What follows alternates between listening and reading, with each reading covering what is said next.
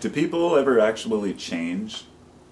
And I'm not talking about individuals, because I've spent most of my life hearing over and over that people never change, or never truly change inside. And I have my own thoughts on that, and I disagree strongly. I believe that people do change. I think some of our core values remain consistent, if they're good values. But I think that only through experience and actually getting out in the world and seeing how our attitudes work in the world can we decide if we really need to change something about ourselves. Because over the years I've been a very stubborn person, and I have been slow to take on other people's versions of reality because I know what works for me. But at the same time, after having a lot of insightful discussions with very intelligent people who have different viewpoints than I do, I've learned that perhaps my ideas work for me, but might not work for everyone else. I think all of us have met plenty of people online and elsewhere, and mostly online because people are so forthcoming about their true feelings. You find that the people who believe strongly in something will tend to dismiss others' viewpoints on things, whether it be, you know, religion, politics, or just a simple idea about which holidays to celebrate, or whether or not races are inferior to other races. Everyone has these ideas in their heads that things are a certain way. And through learning more about life, we can, if we're not too attached to our ideas, we can let go of that shit. So, the only incentive for us to change as individuals is going to be if something works for us better. And the only way for us to know that is to try and experience it. But we can also see the results of others, and that takes an education of the world, I should say an education about the world, to say historically how has this type of attitude fared for people, or am I better off being a hermit, or do I want to be a social butterfly, and you know what fits me the best. So anyhow, really I got kind of off track there, because my point that I was making is that this isn't about individuals changing. I believe that that's possible. I'm talking about society as a whole changing in a way that makes life more compatible, people more compatible with one another.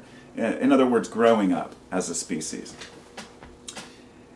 And the reason I find this so important is because I've had so many discussions about this subject that of, let's say, a utopian future, for example. The idea that one day all humans will somehow snap out of this primal attitude that we have about, in other words, that I've heard folks say that, you know, we need to come into our true being, our true essence, our true spirit, and get away from this idea of making money and competition and, you know, trying to be better than someone else or to make more money. And I can agree with the concept of getting over that. But the question isn't whether individuals can actually overcome these desires to, these primal desires, I guess. They're not even primal, they're societal is what I'm getting at. We've created these systems as like monetary systems, countries, borders, you know, cultures. It's our best reflection of how we feel about ourselves as a species, if that makes sense. To give you a better, put that in better terms, there are a lot of folks who say that that religion, that politics, that all these things around us are all a social construct that was done by some, let's say, secret society, or you know, an agency that goes back all the way through history that has been strictly for the control of the people.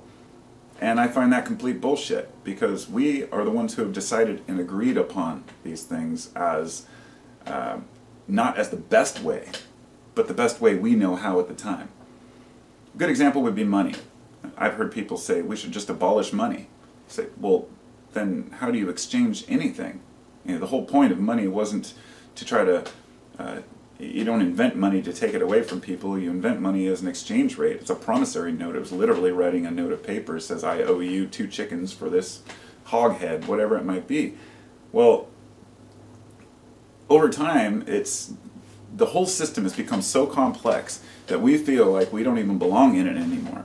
A lot of us, anyway. And I think a lot of you know what I'm talking about. You feel like we don't belong in this world, or we don't belong in this society. We just want to escape into something that's more simple with intelligent people who are well-spoken and understand and care about one another. But even in the places where this has happened, where people have moved out and, say, started a commune, for example, a bunch of like-minded individuals, why does it seem like in the end there's always issues, and there's always somebody who wants to take control, or disagreement about how the food should be dispersed, or how much work should be done by each individual, or this person maybe has a handicap so they can't work as much, so why should they get as much food? These are like microcosms of the larger picture of society we have. The idea that, well, why should I have to give some of my tax money to the poor people so they can eat? They should just work for themselves. Or, the selfishness that we have isn't always a bad thing. It's a self-preservation too, because that's like our very first job in life, is to preserve our own sanity, well-being, and health.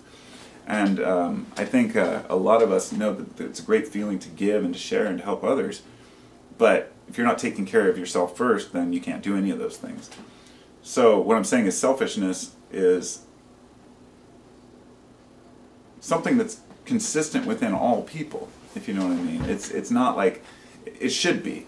We should be more oriented towards figuring things out for ourselves first, I guess. I can't really define it any other way. Once we have discovered who we are as individuals, once we've found a little bit of comfort and understanding in who we are, to where we don't have to prove ourselves to everyone else, and there's always a little bit of that, but then we actually naturally start caring about other people. We want to help other people. We want to do things for the sake of doing it, not because we feel guilty or because it's what society tells us to do. So, back to the idea of a utopia, the question isn't whether we could achieve a state where all humans, well, I guess what I'm saying is that there is no utopia. The best we can do is take part of the pain, the suffering, the anguish in life, and accept that that's just part of life. No matter how perfect a society is, there will still be somebody who gets their head smashed by a brick. There will be still somebody who falls off of a cliff and leaves their family behind. These are the little things that are big things that seem little, like the idea that we can't beat death. We've been trying to, fight off death with our, skin creams and lotions and dyeing our hair, and now we're trying to incorporate AI and put our brains in jars. We're afraid of losing what we have, and it's part of that fear, which is what drives or confirms how I feel about how humans can never reach a state of perfect utopia. And the reason why that's important is because by letting go of that idea of a perfect future, at least perfect in our eyes, once we let go of that, we can start to make it into something realistic for us. Each group, each individual is going to have to only work towards their part. You think globally and you act locally. That old saying about recycling. It's the same thing everywhere. You do your little part, do your little tiny part. It's like I have my little corner of YouTube, and I have my little corner of art world that I do, and this and that, and I'm just another human being in this giant sea of faces and minds. And it's funny because we,